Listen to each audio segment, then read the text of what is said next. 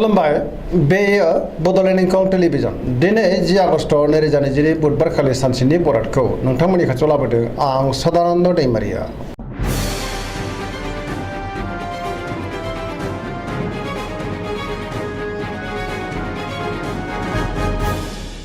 सिगां फरायनो लादों मेष राशि गिबि हांखो अ ल दिनैनि साना मोजां आरो गाज्रिनि गेजेरजों बाबेरलांगोन सोरजोंबा थगायजानोबो हागौ गोजोननि आंखाल जागोन गोसोआव जिंगाया बांनो हागौ गुबुननि थाखाय नाङा फाङा जेंनायाव गोग्लैनांनोबो हागौ गोसोखौ दिनै जोबोर गुलुं गुजुं मोनगोन मावनो लानाय खामानिखौ मावफुंनो हागोन देहाया मोजाङै थागोन रांखावरियाव मोजां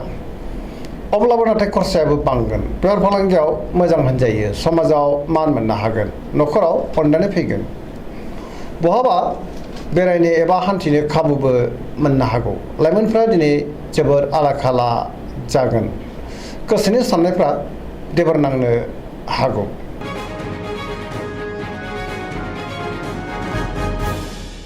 वृष राशि गिबि हांखो इ उ ब दिनैनि साना जोबोर मोजां न'खराव खुसिनि दैमु बोहैगोन गुबुननि हेफाजाब मोननानै गोसोखौ दिनै जोबोर गोजोननाय मोनगोन माबा मोनसे गोदान खौरां मोननोबो हागौ गोसोआव बोलो बांगोन मावनो लानाय खामानिखौ थि समावनो आरो गोरलैयैनो मावफुंनोबो हागोन समाजाव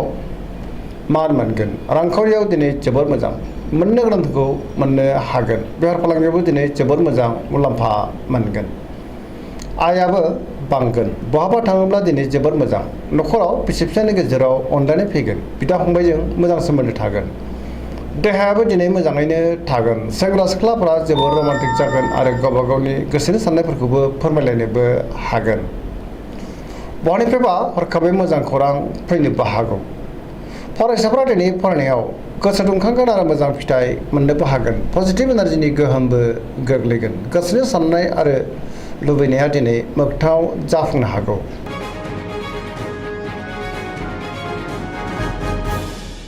मिथुन राशि गिबि हांखो क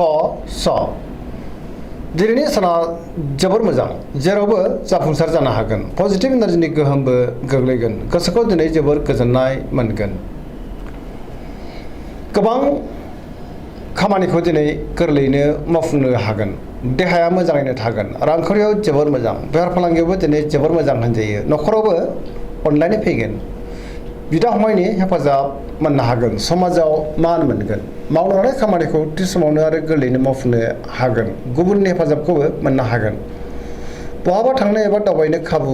मोननोबो हागौ गोसोनि बोलोआबो दिनै बांगोन गियाननि आंखाल जानाय नङा पजिटिभ एनार्जिनि गोहोम गोग्लैगोन लाइमोनफोरनि गोसोआ दिनै जोबोर रमान्टिक जागोन आरो फरायसाफ्रा फरायनायाव गोसो दुंखांगोन गोसोनि साननाय आरो लुबैनाया दिनै मोगथाङाव जाफुंगोन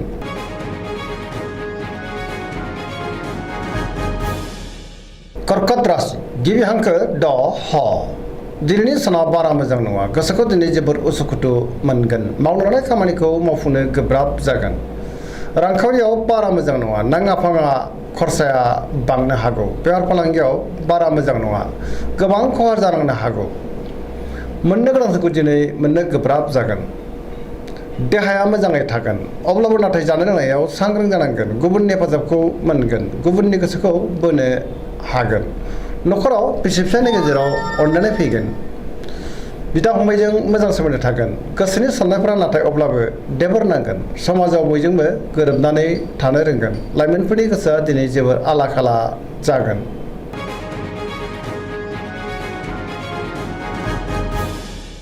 सिंह राशि गिबि हांखो म ट दिनैनि साना जोबोर मोजां गोसोनि बोलोआ बांगोन मोनफ्रोमबो बिथिङावनो सांग्रां जानो रोंगोन बयजोंबो अनजागोन आरो मोजां मोनजागोन गोसोखौ दिनै जोबोर गोजोननाय मोनगोन सोरबा गोजाम लोगोजों बहाबा लोगो मोनज्लायनो हागौ मावनो लानाय खामानिखौ थि समावनो आरो गोरलैयैनो मावफुंनोबो हागोन सिगांनि बबेबा आद्रा खामानियाबो दिनै मावफुंजागोन गोसोआ जोबोर रमान्टिक जागोन रांखावरियाव जोबोर मोजां गोबां धोन आरजिनो हागोन अब्लाबो नाथाय खरसायाबो बांगोन बेफार फालांगियाव जोबोर मोजां मुलाम्फा मोनगोन न'खराव दिनै गोजोनै थागोन गोसोनि बोलोआ बांगोन समाजाव बयजोंबो मान होजागोन गुबुननि गोसोखौ गोरलैयैनो बोनो हागोन सेंग्रा सिख्लाफ्रा जोबोर मोजां खौरां मोननो हागौ फरायसाफ्राबो दिनै फरायनायाव गोसो दुंखांगोन आरो मोजां फिथाइ मोननोबो हागोन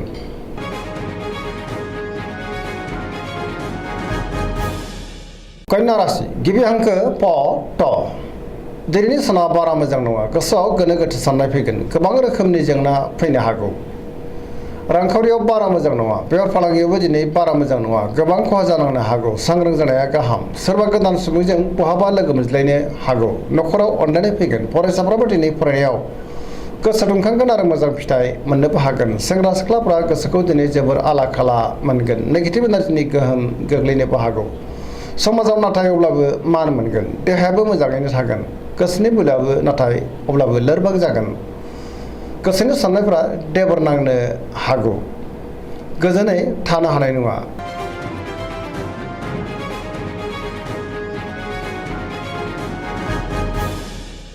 तुला राशि गिबि हांखो र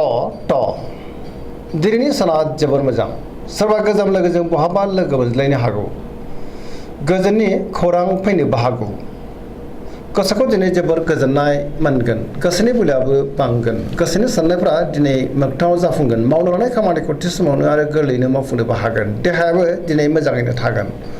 अब्लाबो नाथाय जानाय लोंनायाव सांग्रां जानांगोन रांखावरियाव जोबोर मोजां मोननो गोनांखौ मोननो हागोन नखराव बिसि फिसायनि गेजेराव अनलायनाय फैगोन बिदा फंबायजों मोजां सोमोन्दो थागोन समाजाव दिनै गोबां मान मोननो हागोन बेफार फालांगियावबो दिनै जोबोर मोजां मुलाम्फा मोनगोन फरायसाफ्रा दिनै फरायनायाव गोसो दुंखांगोन आरो मोजां फिथाइ मोननोबो हागोन गोसोनि साननाय आरो लुबैनायफ्रा दिनै मोगथाङाव जाफुंनो हागौ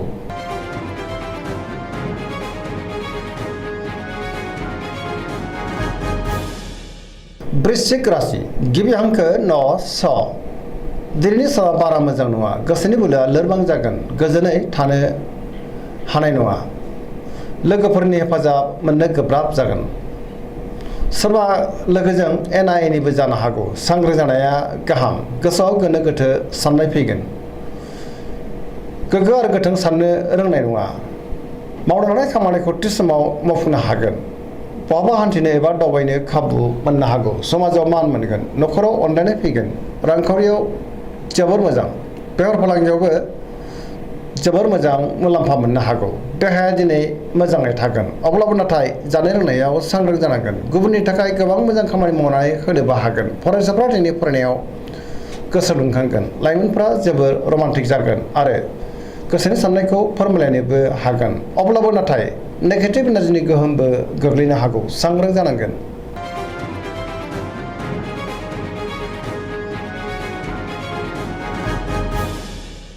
धनु राशि गिबि हांखो ढ फ भ दिनैनि साना जोबोर मोजां गोबां मान मोनगोन गुबुननि हेफाजाब मोननो हागोन गोसोआव पजिटिभ साननाय फैगोन पजिटिभ एनार्जिनि गोहोमबो गोग्लैगोन सोरजोंबा बाख्नाय जानोबो हागौ गोसोनि बोलोआ बांगोन धोरोमारि बिथिङाव दिनै गोसो दुंखांगोन मावनो लानाय खामानिखौ थि समावनो आरो गोरलैयैनो मावफुंनोबो हागोन रांखावरियाव जोबोर मोजां नाथाय अब्लाबो खरसायाबो बांगोन बेफार फालांगियाव दिनै जोबोर मोजां देहाया मोजाङैनो थागोन नखराव अनलायनाय फैगोन बिमा बिफानि अननाय आरो बोरखौ मोननो हागोन लाइमोनफोरनि गोसोआ दिनै जोबोर रमान्टिक जागोन आरो गावबा गावनि गोसोनि साननायफोरखौबो फोरमायलायनोबो हागोन फरायसाफ्रा दिनै फरायनायाव गोसो दुंखांगोन आरो मोजां फिथाइ मोननोबो हागोन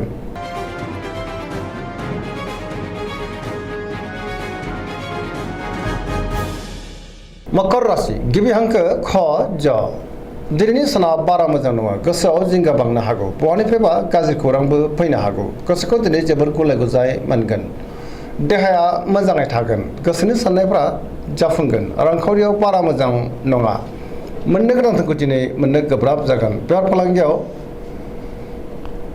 बारा मोजां नङा गुबुना खहा खालामनो नाजागोन सांग्रां जानाया गाहाम मावनो लानाय खामानिखौ थि समावनो मावफुंनो हागोन अब्लाबो नाथाय नेगेटिभ एनार्जिनि गोहोमबो गोग्लैनो हागौ लाइमोनफोरनि गोसोआ दिनै जोबोर रमान्टिक जागोन आरो गोसोनि साननायफोरखौ फोरमायलायनोबो हागोन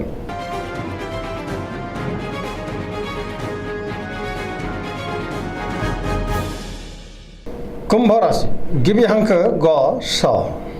दिनैनि साना जोबोर मोजां गोसोनि बोलोआ बांगोन सोरनिबा बाख्नायनाय मोननो हागौ गोसोखौ दिनै जोबोर गोजोननाय मोनगोन आरो गोख्रों जागोन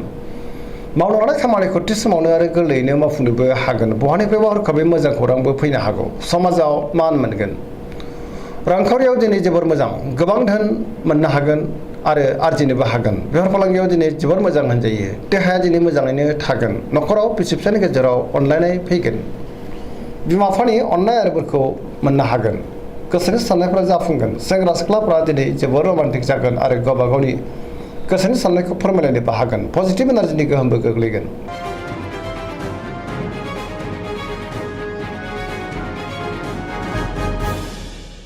मीन राशि गिबि हांखो ड स